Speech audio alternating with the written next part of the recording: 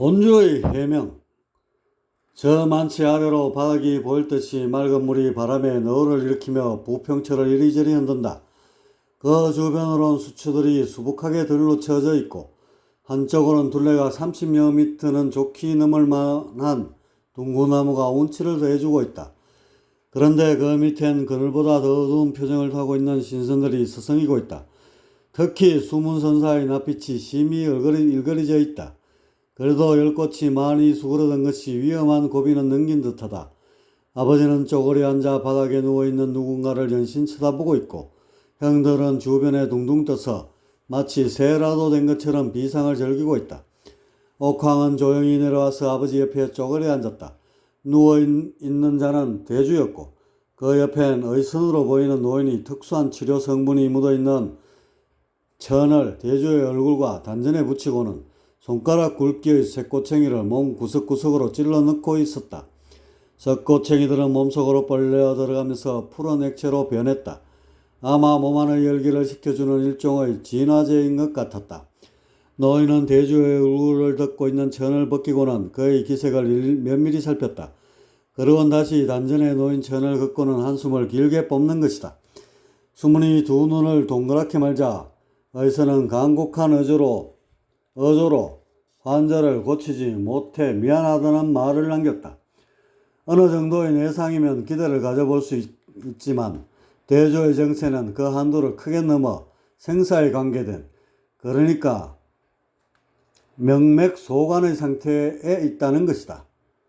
명맥소관, 환자의 상처나 병세가 위중하여 목숨을 잃을 처지에 놓임.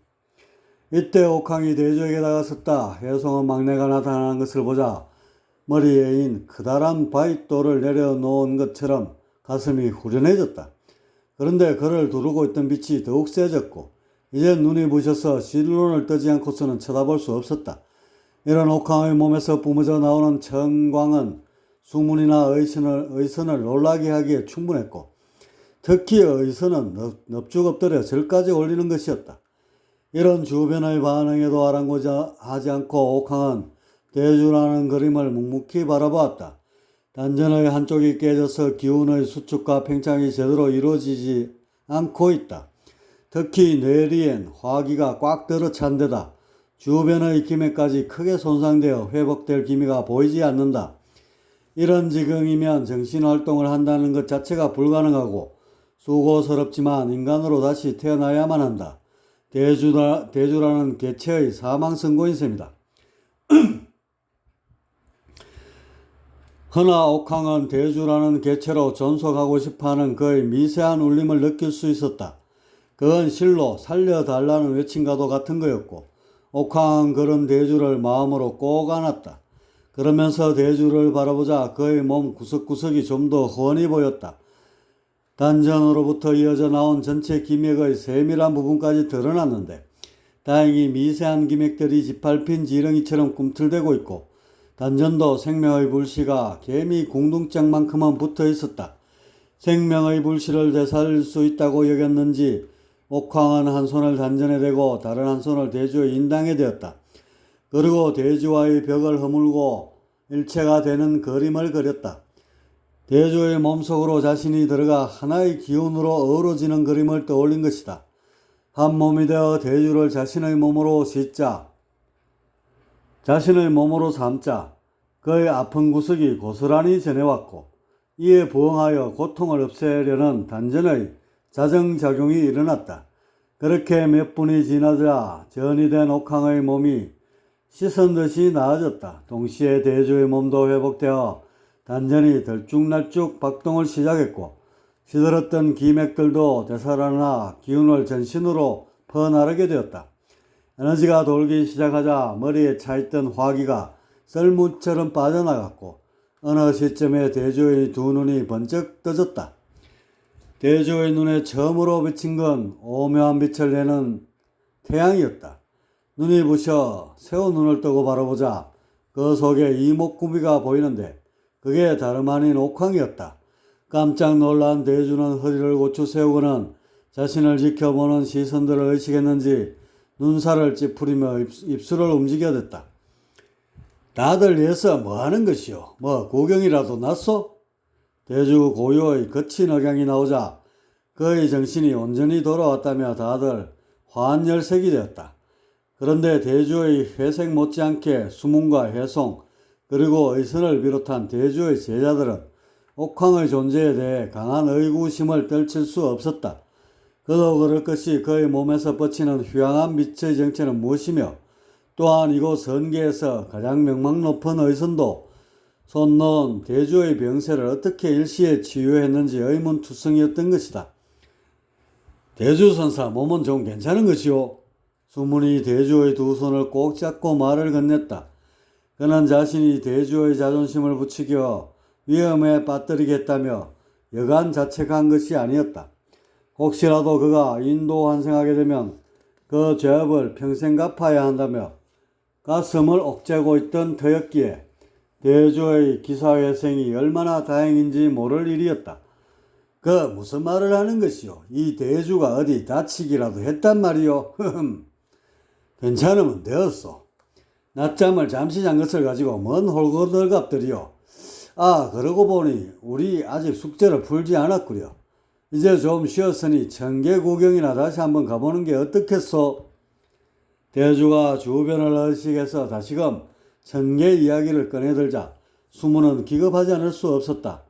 그놈의 자존심이 뭔지 이 지경이 됐어도 다시 오르자는 것이니 수문은 속으로 혀를 내두르지 않을 수 없었다. 대주선사 당장 쫓아가다가 내가 비명 행사할 뻔하지 않았소이까? 당신 쫓아가다가 내가 비명 행사할 뻔하지 않았소이까? 이제 오르시려면 혼자 사시구려. 허허, 천하배 호되게 당하신 모양이시오. 아직도 안색에 10곳의 흔적이 남아있는 것을 보니 그건 그렇고 이 불덩이는 옥황이가 아니오. 대주가 자리를 털고 일어나면서 옥황이를 바라봤다. 그의 몸을 두르고 있는 빛이 마치 아득한 곳에서 쏟아져 나오는 것처럼 오묘했고 감히 범접할 수 없는 미지의 차원을 보는 것만 같았다. 이때 혜송이 옥황의 머리를 쓰다듬으려 팔을 뻗었다. 하지만 바람을 만지려는 것처럼 손에 닿는 게 없었고 어느 순간 그 손을 부드럽게 튕겨내는 기운이 휙 일어났다. 옥황아, 어디까지 오른 것이더냐? 혜송의 말이 이끌었어야 옥황은 대주에게서 눈을 떼고는 부친을 바라보며 해맑게 웃을 수 있었다. 끝까지요. 끝까지라면 천계를 올랐단 말이냐? 예, 천계를 갔다 왔다는 옥황의 말에 주변은 다시 탄성의 도가니로 빠졌고 그중 일부는 옥황의 신묘한 빛에 감화되어 당연히 그럴 것이라며 고개를 끄덕이기도 했다. 경악을 하다시피 한 것은 대주였다. 늘 자폐아로만 여겨왔던 옥황이가 아니었던가.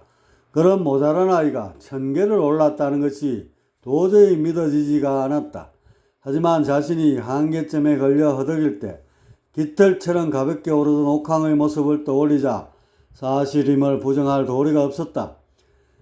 그제서야 대주는 옥황을 두르고 있는 휘황한 빛이 천신들에게서 나오는 천광임을 알았다. 상황이 이렇게 되자 저런 빛도 나지 않는 자신이 천신이라도 되는 양 우쭐댄 것이 멋쩍어졌고 한없는 자괴감이 밀려왔다. 어디 쥐구멍이라도 있으면 들어가서 숨어야 할 판이었다. 옥황아, 그곳은 이곳처럼 경치가 아름다우더냐? 이번엔 수문이 물었다. 아직 바탕만 있고 그림은 채워지지 않았어요. 그래도 이곳보다 훨씬 아름다워요. 그래?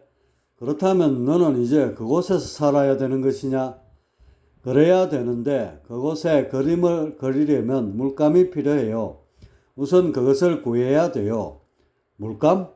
천계에 쓰이는 물감이라면 귀하고 귀할 터인데 그런 걸 어디서 구하려고? 인간계에 다녀오면 생길 거예요. 인간계? 수문은 옥황의 말뜻을 헤아릴 수 없어서 10분 놀라는 어조로 그의 심정을 내비쳤다. 하지만 정작 논란에는 묵묵히 듣고 있던 혜송이었다. 아들이 인간계로 간다는 것은 이별 선언이나 다름없지 않은가? 옥황아, 인간계라니 그게 무슨 말이냐? 설마 인도 환생을 하려는 말하는 것은 아니겠지? 혜송이 양미간을 찌푸리며 다급하게 물었다. 맞아요. 물질이라는 것이 다소 갑갑하긴 해도 얻을 수 있는 것도 참 많아요. 듣기에 웬만한 천신들도 인도 환생을 하면 가지고 있던 의식이 모조리 잠재되어 전생과 단절된다고 하는데 어찌 그런 위험한 생각을 하는 것이냐? 저는 괜찮아요. 단절되고 이어지고 할 것들이 없거든요. 대주와 수문은 옥황의 말에 놀란 가슴이 더욱 요동을 쳐댔다. 그의 말에 따르면 자아의 뿌리를 진공에 두고 있다는 것이 되고 이것은 천신의 웬만한 경지도 훌쩍 넘어섰다는 얘기이다. 천신을 직접 보지 못해서 단언할 수는 없지만 옥황의 몸을 두르고 있는 저 빛은 천광을 넘은 그 무엇일 수도 있다. 만일 그렇다면 그는 자신들이 가늠할 수 없는 가장 높은 경지까지 도달해 있을 터 자폐와 옥황이 이토록 높디 높은 존재라는 사실 앞에 대주와 수모는 할 말을 잃고 말았다. 허나 천신이건 그 위의 천존이건 부모의 눈에 비친 자식은 오로지 근심덩어리이다. 혜송은 윤회를 한다는 옥황의 말에 가슴이 애우어 왔고 어떡하든 그런 생각을 되돌리고 싶었다. 옥황아, 내가 그냥 천계에 살면 안 되겠니? 그러면 가끔이라도 얼굴을 볼 수 있지만 인간이 되어버리면 영영 이별이 아니겠느냐? 아버지, 그림엔 맺고 끊는 것이 없어요. 오로지 변화와 창조만 있을 뿐이에요. 어디에 있든지 한 생명뿐인 것을요. 옥황은 혜송이 알아들을 수 없는 말을 하였다. 늘 그런 아이였기에 혜송은 조금도 이상하지 않았지만 그를 말려야 한다는 생각만은 굴뚝 같았다. 내 엄마도 이렇게 떨어지게 됐는데 너마저 가버리면 어떡하느냐. 어머니의 그림은 몹시 슬퍼요. 이대로 두면 온 세상이 슬픔에 잠길 거예요. 아버지, 저는 이제 어머니와 함께 하려고 해요. 옥황의 입에서 아내가 거론되자 혜송은 더 이상 말을 잇지 못했다. 그저 눈가로 새나오는 눈물을 참으며 가슴을 꼭 쥐고 있을 뿐이었다. 옥황은 작별 인사를 하려는지 주위를 둘러봤다. 그리고 대주와 수문을 번갈아 쳐다보며 입술을 떼었다. 두 분 선사님, 그동안 고마웠습니다. 저희 아버지와 형들 잘 좀 부탁드릴게요. 옥황이 고개를 숙여 인사를 하자 대주와 수문은 황송하여 어쩔 줄을 몰라 했다. 그들만큼은 옥황이 어떤 존재인지를 확실히 감을 잡았고 그렇기에 지존의 예를 받는다는 것 자체가 바늘방석이었다. 이때 주변에서 뛰어노느라 정신이 없던 형들이 하나둘씩 모여들었다. 분위기가 심각해진 것을 보고 무슨 사달이라도 나는지 궁금해했던 것이다. 형들 역시 옥황의 변화 모습을 보고는 두 눈이 휴둥그레졌고 한편으로는 무섭게까지 느껴졌다. 그들의 눈엔 전기를 휘휘 두르고 있는 벼락신장처럼 생각했는지도 모를 일이다.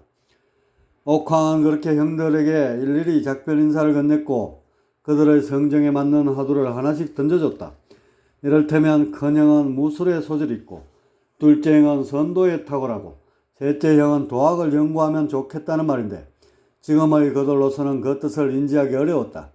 그렇더라도 옥황으로서는 형들에게 적합하게 보이는 창조의 그림을 숙제로 던져줬고 훗날 요긴하게 쓸 것으로 생각했다. 그리고 마지막으로 부친 혜송에게 작별을 구함으로써 옥황은 선계에서의 마침표를 찍었다. 그의 휴양한 몸이 선계를 빠져 내려올 때 훌쩍이는 소리가 귓가에 스쳤다. 묘하게도 그 울음은 대주의 입가에서 나는 소리였다. 괴팍한 겉모습과 달리 여린 구석이 있는 그였던 건지 아니면 죽어가는 자신을 살려준 것이 옥황이었음을 그제야 알아챘던 건지 그의 슬픔이 묻은 목소리를 끝으로 선계는 시야에서 사라졌다.